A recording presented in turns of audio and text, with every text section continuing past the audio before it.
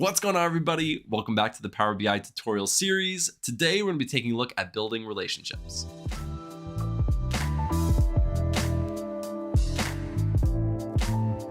Now, when you import multiple tables from either the same data source or multiple data sources, you want to tie them together so that when you're creating your visualizations, everything is connected. So in this tutorial, we'll be walking through how to create those relationships to make sure that all of your tables are connected properly. And without further ado, let's jump onto my screen and get started with the tutorial. All right, so before we jump over to Power BI and start creating our relationships and our model, I want to take a look at the data in Excel. We realized we were buying so many products for the apocalypse that we decided to start our own store, and we have several customers and some client information down here. And so I wanted to take a look at some of the columns and these tables that we're going to be looking at. First thing we have is the apocalypse store. These are the things that we are selling. I know it's a very limited inventory, but these are the really high sellers. These are the ones that I wanted to sell. So we have this product ID, our product name, price, and production cost. Then we have this apocalypse sales. This is how many sales we've actually made to our customers. So we have this customer ID, our customer name, product ID, order ID, units sold, and the date it was purchased. And then we have our customer information right here. Here are all of our clients. So we have this customer ID, customer, address, city, state, and zip code. So now that we've taken a look at our data, let's go and load it into Power BI. So we're going to say import data from Excel. We're going to choose this model right here. I'm going to click open, and we are going to want all three of these. So I'm going to click on all of them, and we're just going to load it. We're not going to transform the data at all. So now the data has been loaded. Let's go right over here on the left-hand side to our model tab. And let's scoot this over just a little bit and move back. And we're going to move these tables up to where it's a little bit easier to see. So right off the bat, you can already see that there are these lines between these tables. So there are already relationships that Power BI has automatically detected and created. From my experience, Power BI actually does a really good job at creating these relationships automatically, but we're going to go in and take a look at these and kind of see what everything means. And then we're going to go back and create these relationships from scratch just to make sure that we know how to do every single part. So to get us started, let's double click on this line connecting the customer information table to the apocalypse sales table. And it's going to bring up this edit relationship page right here. So this line right here connecting these two tables actually gives us quite a bit of information without actually having to click into this edit relationship page.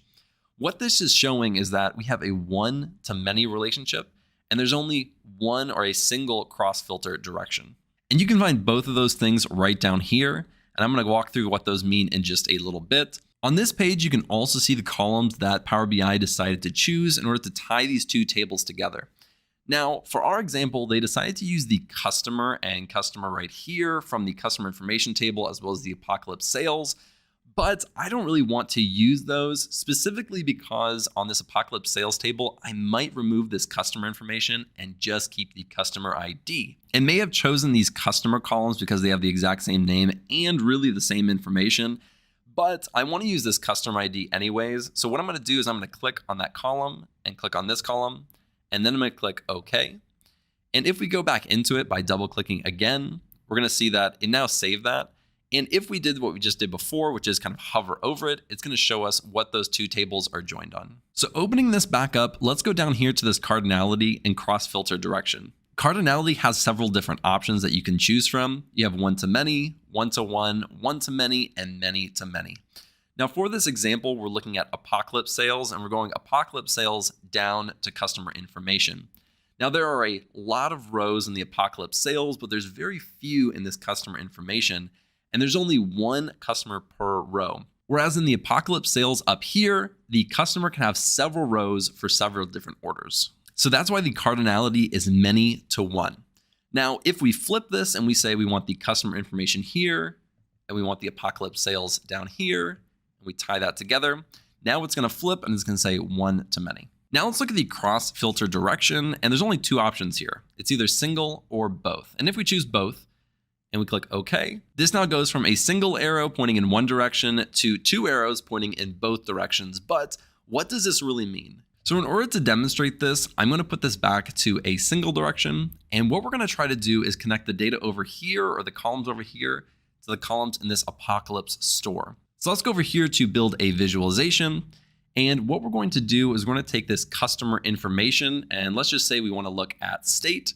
And so I'm going to click on state right here, and I'm just going to make this into a table. And the customer information table is only tied right now to this sales table. So we're actually going to go over to the Apocalypse store, and we want to see how many product IDs are being bought in these different states. So really quickly, we're going to come up here and create a new measure. And all we're going to say is this measure is the count of Apocalypse store product ID. And we're going to create that. And now we're going to select it so it's added to that table. So now what this is showing is that there are 10 product IDs, which there are 10 products for each of these states. But that's not actually technically correct because not every state purchased these 10 different items. If we go back to our model and we change both of these to a both direction, and then we're going to go back and see what changed in our numbers. So now let's go back to our visualization. And now we can see that Minnesota actually only ordered 7 different product IDs, Missouri 8, New York 9, and Texas 10. This is actually much more accurate than before. When you use the both option, it takes these tables and treats them as if they are a single table. But the single option is not going to do that. And so for our example, if we're trying to connect this table to this table, and one of the last things that I want to show you is this option right down here, which says make this relationship active. Now, if we don't click this and there are other options in here that connect these things like the customer to the customer, then that may be the active relationship. But if I select this is the active relationship, that means this is going to become the default relationship between these two tables. So now let's come out of here. We're going to click cancel. We're going to zoom in just a little bit and bring these tables a little bit closer so we can zoom in just a little bit more. Now we are going to go ahead and delete these. So we're going to say delete, yes, and delete, yes. So just for demonstration purposes, we're going to build these relationships from scratch. So we're going to come over to the customer information table and we're going to drag it all the way over here and put it on top of this cust ID or the customer ID in Apocalypse sales. And it's going to automatically create that relationship. And we can open this up.